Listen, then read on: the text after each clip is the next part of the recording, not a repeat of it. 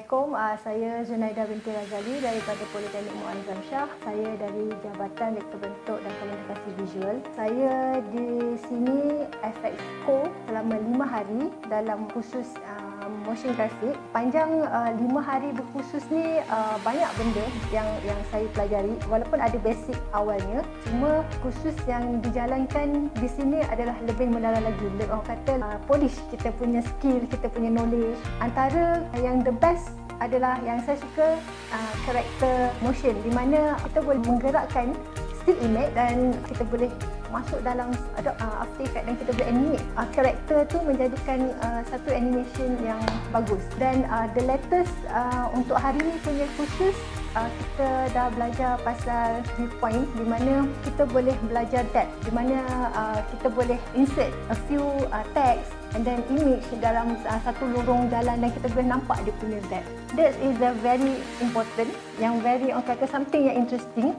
So saya berharap sekiranya ada next kursus, saya nak belajar yang lagi advance dan saya nak belajar lagi mendalam tentang motion graphic. Okey, Assalamualaikum. Hai, nama saya Zaida Bulat dari Politeknik Tuanku Syed Sirajuddin, dari Jabatan Reka Bentuk dan Komunikasi Visual (JRKV). So sepanjang 5 hari di EFXCO, saya banyak mempelajari mengenai motion graphic. Okey, belajar mengenai After Effects.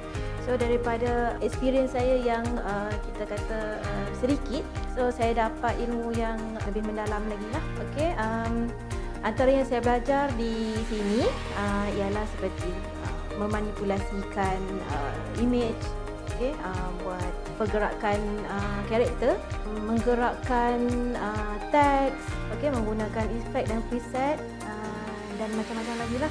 Dan topik yang paling saya suka ialah vanishing point, okay, di mana kita boleh menggerakkan satu image tu nampak lebih 3D, seronok berada di sini. Facilities yang sangat bagus, instruktur yang mesra, dan juga facilities kemudahan komputer yang bagus untuk saya memperolehi ilmu yang bagus lah kat sini. Di samping itu juga saya berharaplah supaya saya akan dapat lagi peluang yang diberikan untuk meningkatkan kemahiran saya dalam penggunaan After Effects untuk masa-masa yang akan datang lah. So saya harap saya akan berpeluang lagi ke